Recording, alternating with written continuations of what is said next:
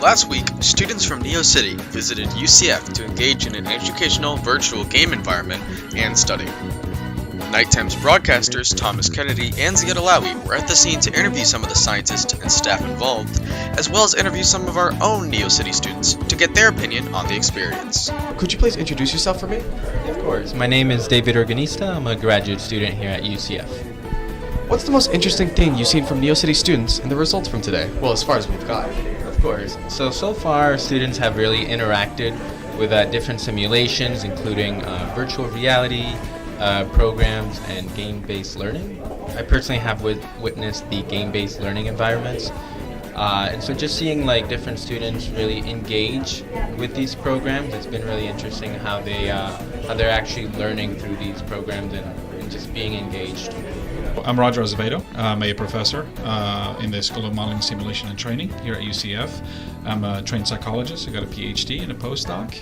And we do research on human and machine interactions and also the use of AI to enhance STEM and biomedical knowledge through new advanced learning technologies such as AR, VR, XR, and also your traditional games, simulations, high-fidelity mannequins in medicine, etc. What's the most interesting thing that's happened between you and the collaboration of students today? Today was a wonderful day to have all the students from Neo City Academy come and join us for STEM Day, and I'd like to thank my lab and also your teachers and your parents also, and your administrators for allowing you to come and visit us. This is really incredible because part of what we do is also not only in terms of the research that we do with advanced learning technologies in STEM and biomedical sciences, but also the outreach component, right? We need to start involving students not only as research participants so we can collect data, whether it's eye tracking, facial expressions of emotions, log file, where we analyze how these environments impact learning and reasoning, problem solving, conceptual understanding, but also start showing students in terms of thinking about the workforce and the STEM pipeline. My name is Darren Dever, and I'm a graduate research assistant under Dr. Roger Azevedo. Considering that this simulation, or the zombie simulation that students are going over, is in a high school environment, and let's say the results you get from this experiment get shared globally, how do you see this affecting schools in about 5 years? Well, first, we definitely want to take the data, make sure that the simulation is even better than it is currently, and then we can see this being part of the implemented curricula inside of high schools, middle schools, and even beyond, so undergraduate. So hopefully being able to see this in 5 years implemented over time for different age groups is definitely our goal. So, Mr. Garcia, what was your overall impression of today? It was a great field trip. Our kids got to try out innovative ways of learning material and practice and techniques. They got to try out a virtual reality game that allowed them to get practice on some of the lab techniques that we do on site in our lab. And some ways to learn about epidemiology that I wasn't aware of. So it was all gamified.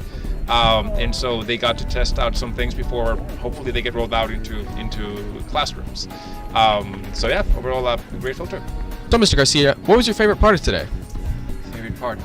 Well, we got our kids got to ask questions of the investigators and the researchers that were there, testing out the new technologies and the educational games. And so they got a taste of what things are like after high school, and maybe they may have explored some options that they will have when they're choosing what to major in, for example, simulation, because that's the way of the future. How trainings will eventually be mostly via simulations, and our kids are now, hopefully some of them have realized that that's something they want to do. Mr. Garcia, what do you see moving forward with UCF and Neo City? I see the partnership strengthening. I'm hoping that we're able to go back and then do some additional field trips and then get more students involved. And then eventually perhaps even having some of our students creating some of these simulations that they're using. Yeah, that's about it. Thank you very much.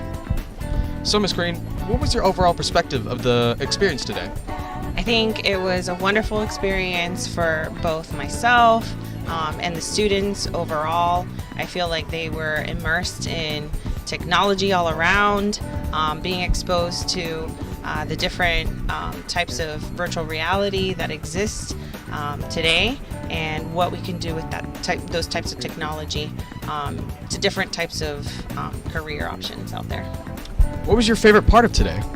My favorite part was our discussion with Dr. Acevedo, where we talked about the digital twins, and they were. It was just fascinating to see how we would be able to take a robot and essentially that'll be the future of education and in ways in which students would be able to interact with a teacher robot, for example. So that was very interesting. So moving forward, what do you see happening with this partnership of NeoCity and UCF? I really foresee a lot of good things in the future for our students, whether they are in the biodesign pathway or engineering or even with cyber and AI. I think that the doors are going to open soon, I hope, where students would be able to intern, right, with some of the professionals already in that college, and hopefully be able to create, right, solutions, innovative solutions, utilizing those types of technologies of AI and virtual reality. So that's my hope for the future for you guys. Yes. Thank you very much. In next week's broadcast, we will be going through a couple more of the clips and interviews Nighttimes got from this event. We hope you have a good morning, and in case we don't see you, good afternoon, good evening, and good night.